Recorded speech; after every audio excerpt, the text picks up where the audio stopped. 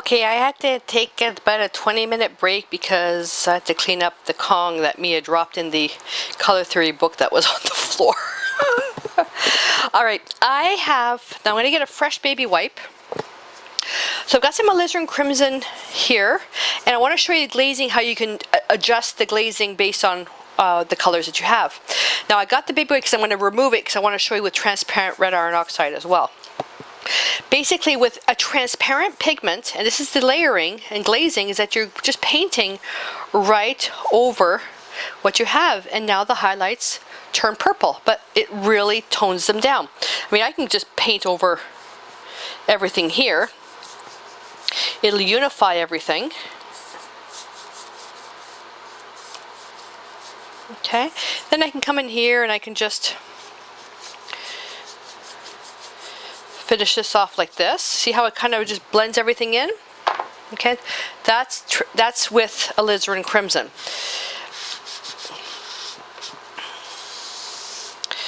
So if I didn't want to use alizarin crimson, in the body is fine. Then I can turn around, and this is why it's nice doing this in a journal. Rinse the brush. Do the same thing with transparent red iron oxide. Water or extender, doesn't matter. And you do it this way. It turns slightly green because transparent red iron oxide is more on the green side. Oh, I'm sorry. Transparent red iron oxide is almost orange. So it does turn slightly green. Okay. If I blended the two together, so let's wipe that out. This is the best part about doing all these experiments. You get to try stuff. That's the only way you'll learn, is you try. A little bit of both.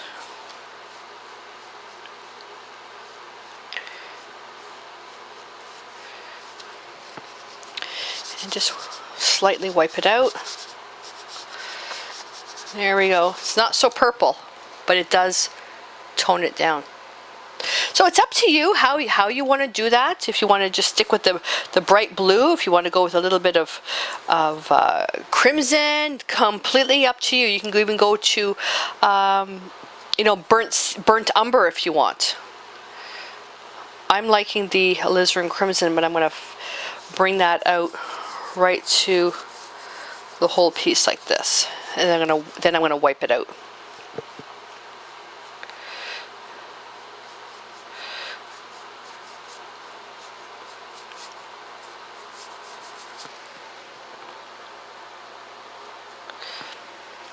Remember to fix your stuff. Remember to fix it. Just getting rid of the hard edges here.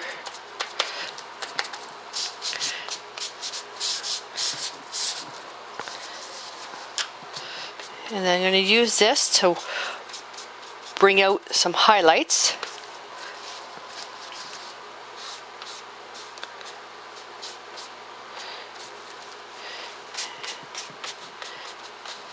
And this is basically, oh, see? It's a good thing I wrap that around. It's when you're painting something and then removing, you're working on the negative space. I'm not looking at what I'm wiping, I'm looking at what's around. Bring that butterfly back to normal. There we go. Isn't that beautiful? Again, you don't have to do this. This is completely optional, the glazing. And the key with the glazing, so you don't lose all that work, is to make sure that you can see the strokes. If you can see the strokes underneath, then you're glazing fine. If you can't see the strokes, if the paint is so opaque, then you need to thin it down. There we go.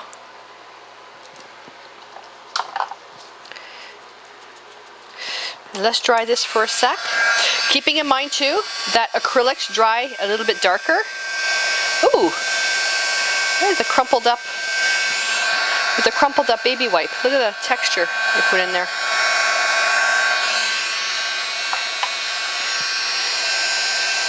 I just want to thin that down a little bit. There we go.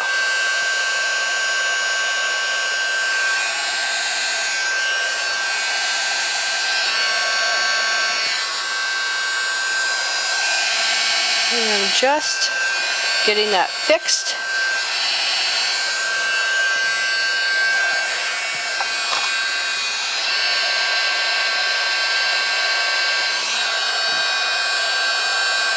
There we are.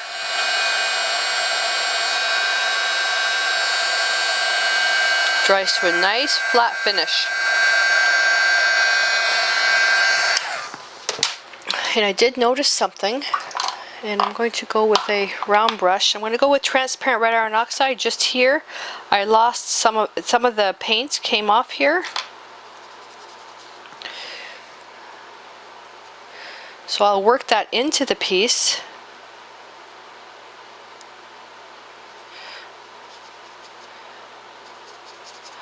So make it work like it's shading. So I'm just darkening this whole side of the face here. Okay.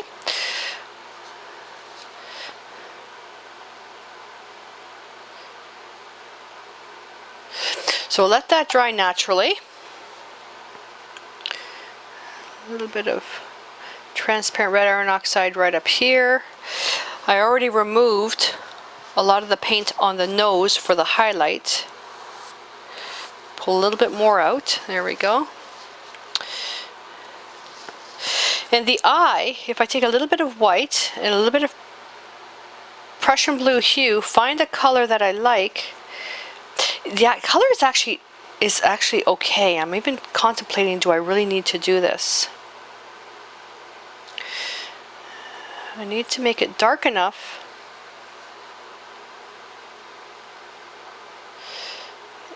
and all I'm doing is I'm basically reshaping.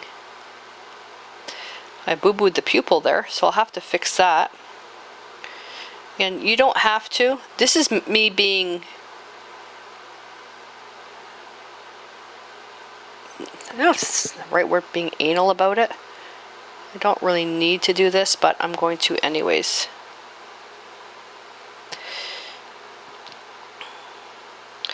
I was even contemplating putting the lights up a little bit so it's a little bit easier to see. This is a very dark piece though, so I don't want to adjust the camera lights because then it's not what it looks like. Yeah.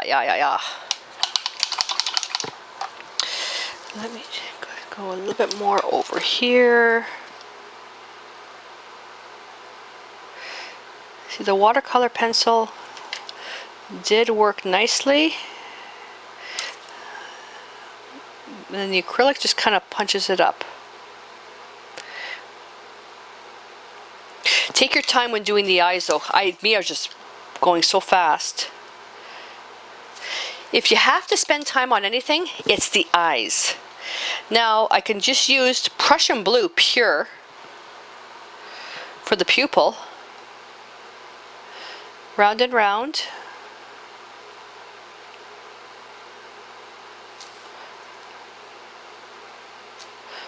Round and round.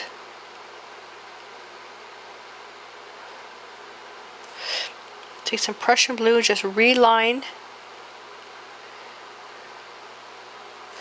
the eye. A pointy brush is what you need for this.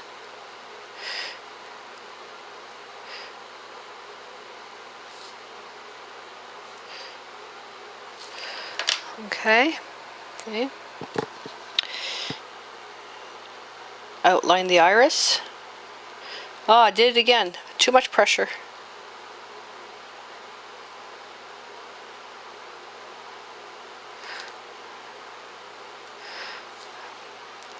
And I'm just basically with the slightest touch creating the eyelashes. I'm just enhancing what's already there. And turn. Whoops. Too much pressure.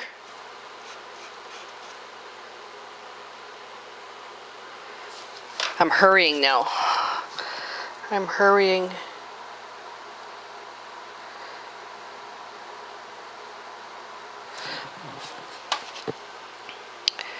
And just lightly sketch with your brown brush. Light, light, light, light, light. It's just going to add a few little details. White paint.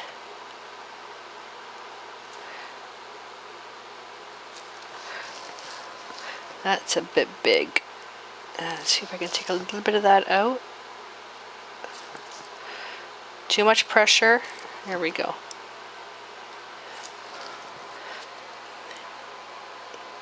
Awesome. Lips, not enough. I can turn around and try to punch that up a bit more with the watercolor pencil. Not happening. It's not vibrant enough for me.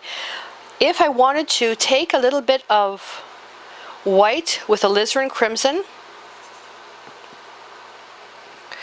and try to get a color that's really close, and just punch that in there. Now what you can do with this is that you can do a little bit of reshaping of the lips as well. Remember that if the outline isn't fixed, you're going to get some of that black from the watercolor pencil blending in. Even the graphite pencil, it'll blend in as well. A little bit of alizarin crimson pure right here. It's transparent, so it works out really well.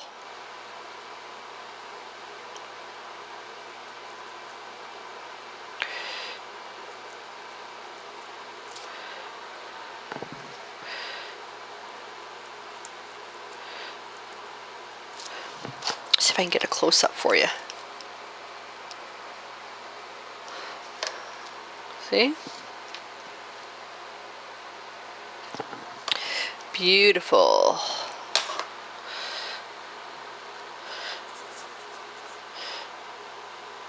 And these colors, the colors, you can experiment in your journal. This is where, even taking the formal fine art classes, you pop this stuff in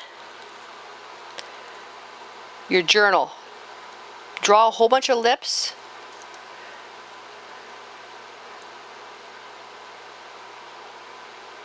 And play with the colors. That's the way to learn. Going up and down. Now, if you really want to expand on painting portrait features, I've got the the painting portrait features class going on at Interactive Artist Magazine. Is, well, if at the time that this video is being done, it is almost finished, but I do have the course being released on ArtPlace.ca. It's self-paced. Everything's in acrylics, but you can do it in oils or watercolors if you want. I'm just touching in alizarin crimson and white, layering. That's where you get the realism, but again, still an imperfect face. It's not even an imperfect face. It's, I guess, like an illustration. There we go. Look at those lips. Beautiful, beautiful, beautiful. Acrylics dry darker, so keep that in mind when you're putting your color on. I just want to get a little bit more highlight in there. Right in here. Always working up and down. That's where you get the texture in the lips.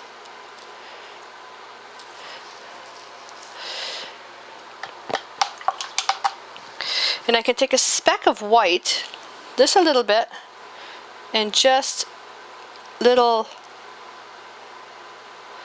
maybe a bit much there. And just remove a little bit of that, and that'll be make the lips that they're wet.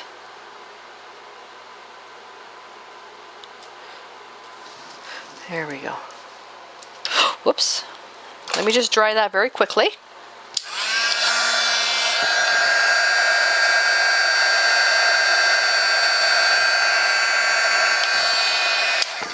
There we are. How beautiful is that? Now I'm going to clean all this up, and now the last thing we have to do is we have to write in our journaling. If you're not doing this as an art journaling project, that is totally fine, but there's nothing to say that you can't write something on your page, like the title of the project or whatever you want. For myself, I'm going to talk through this while I'm cleaning my table. You can choose to either paint it, write it, glue, stamp, whatever you want. You can. It's your page. You do it any way you want. My writing is absolutely awful, and I'm thinking to myself, if I try to write what I want to write, I am going to ruin the piece. I'm going to ruin the piece. My writing is horrendous. But at the same time, I don't want the whole piece to look so perfect. And all I want to do in there is to put in "Together we will dream." And let me go with a stamp. And I'm just going to go with clear stamps. These are like, this is grunge font.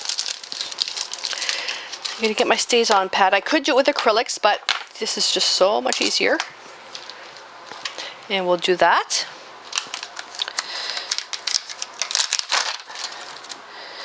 And let's see.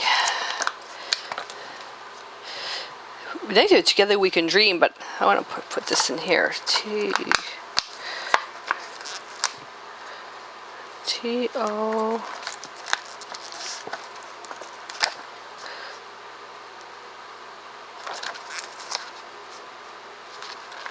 Okay, I can get that far. Together we can dream.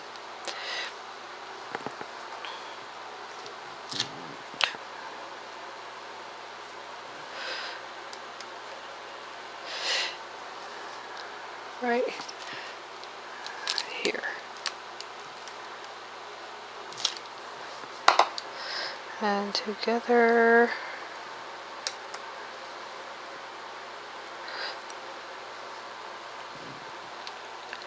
T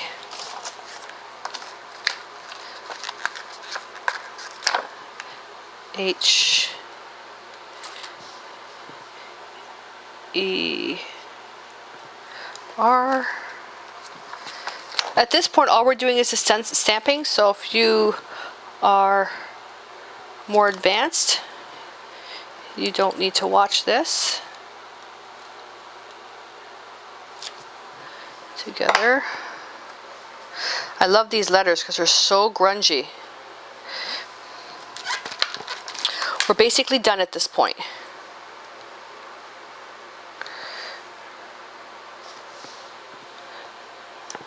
Together we can dream.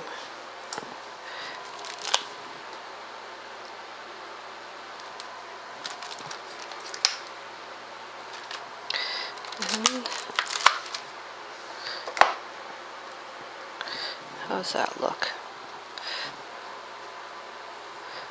Put that there.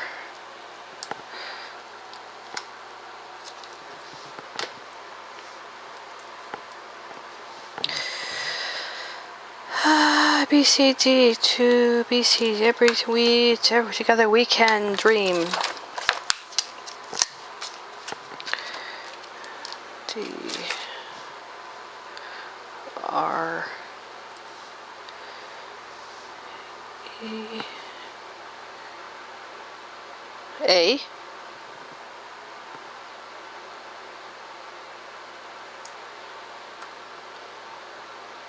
Am I missing?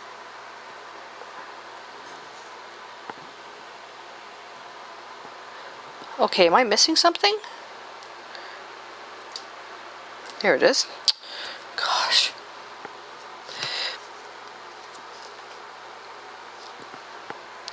And what I like about these font letters is that if they're not in the right spot, it doesn't matter. See, even I've already pushed down. Oopsie. Come on, these are stuck. I can stamp back over it. That's the beauty of the grunge font. And I will put these aside. Oh, I hope you were able to see. I just realized that I think my hand was in front of the camera. Oh, I'm sorry if it was. Oh, sorry. And if I wait for this to dry, let me try with this first. Just with a very thin pencil. And I'll just outline. Just outline the letters. Let's see, let me just hit this with the heat gun because it's not quite dry yet.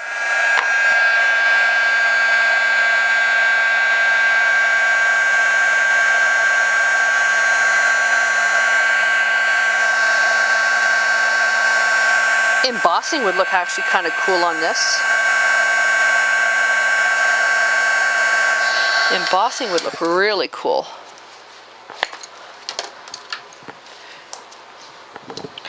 You could outline this with paint. I just want to make mine scratchy. You also don't have to outline everything.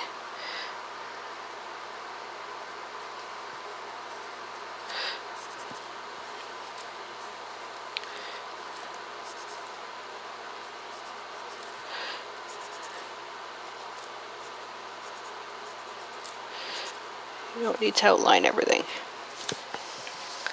See?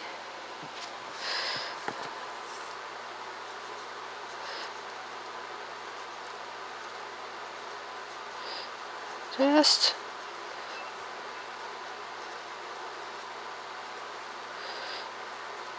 and actually the "we" I could have chose a different lettering style.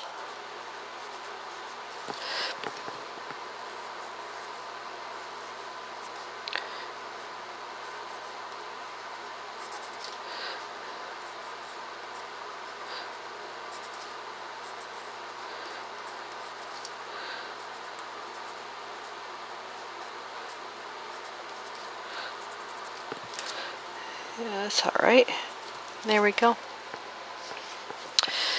And that's basically about it. There's really nothing much else that you need to do. You can turn around though, and on top of the acrylics, you can come in with a colored pencil. And again, I'm using the very thin. You can come in with the colored pencil and a little bit of shading. Just don't push too hard, otherwise you're going to rip the paint up. And sticking with the same colors, now I can just, that's too hard. Too hard. That's better. The watercolor pencil, now I can glaze over the acrylics. This is the crimson, just using to shade.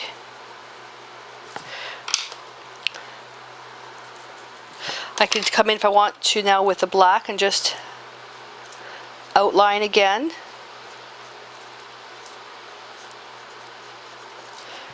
Okay, and you can see that you can really do anything. The butterfly, if I wanted to outline the butterfly, I can come in with a yellow. Oh, you know what would be really awesome? Oh, I don't know if it'll work.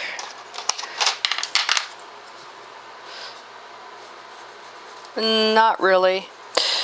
The gold Prismacolor pencil. Color pencil. Does it work? Looking a little bit shiny.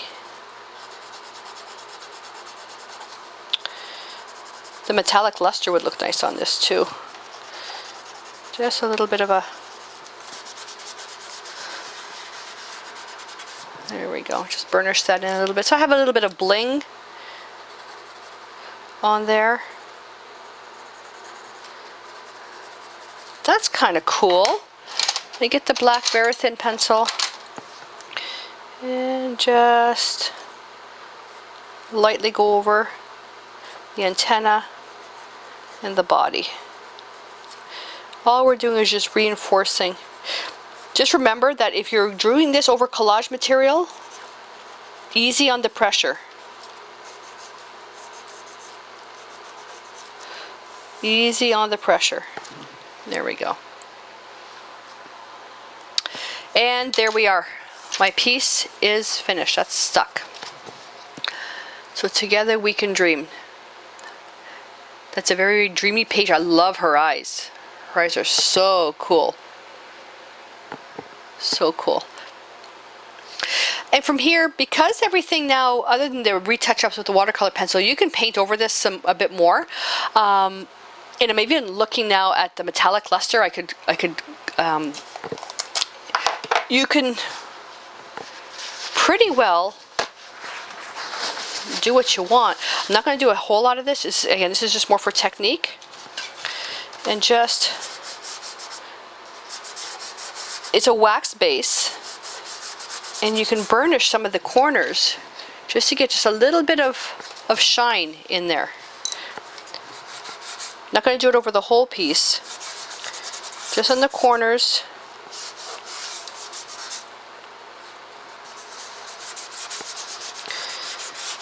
And if you wanted to, then you can just seal this with a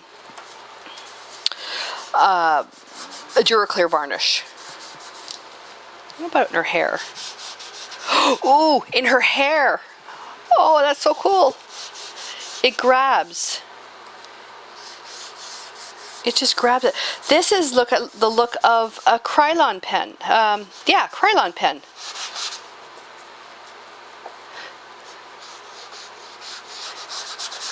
That's neat. Cool. I've never done that before. That is so cool. And then you have to burnish it in. Because it is wax based, you have to burnish it. And burnishing is just a matter of just pressing really, really hard. Here we go. That is so neat. Voila. I fini. So I hope that you enjoyed this. Give this a shot.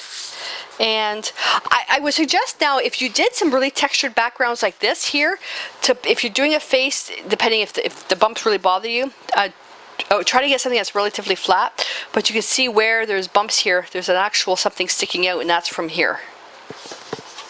This one here as well, but you can see where the bumps are. But this turned out so beautiful. All that's left is to remove the tape. Whoopsie. Not the way I just did it, because now I just tore that. So I'll have to collage that back on. Do not do it the way I just did it. I was not paying attention.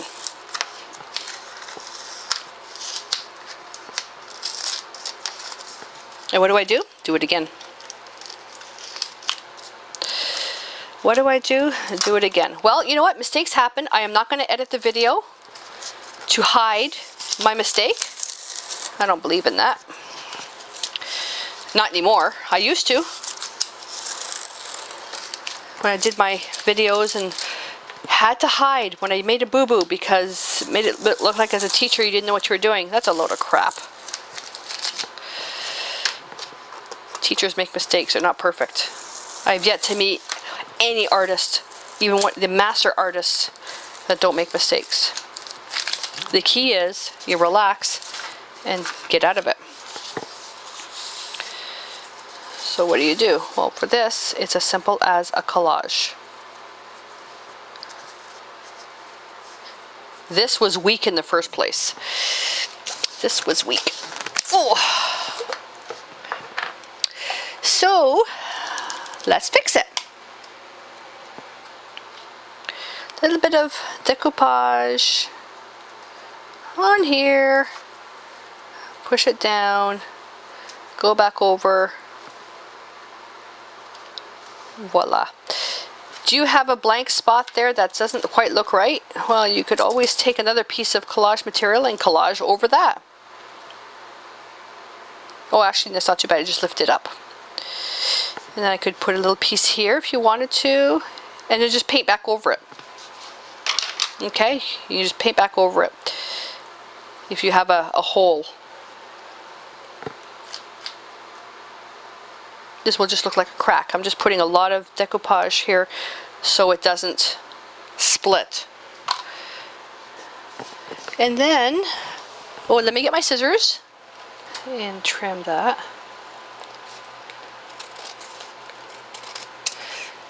If your decoupage, if your tissue paper is too short, you can have it torn. You can also paint this and then put the tissue paper on after.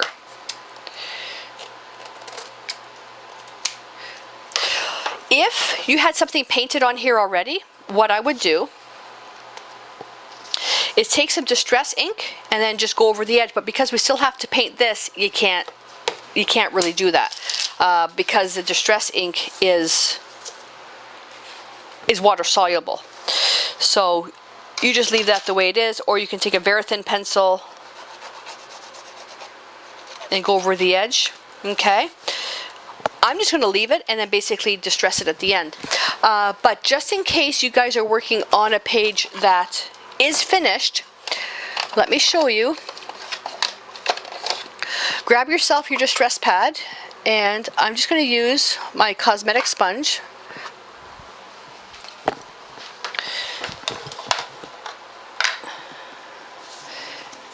And basically just go over the edge.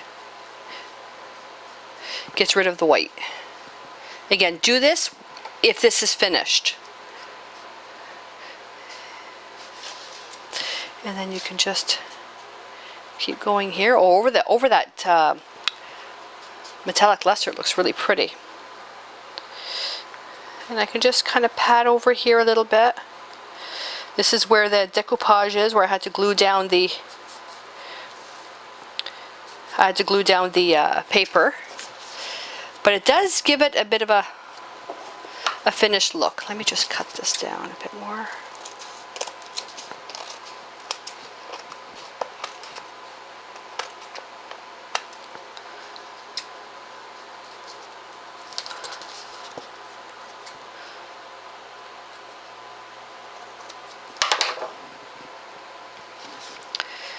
Yeah, it does give it a bit more of a finished look on it. You don't have to do this. You don't have to do this at all.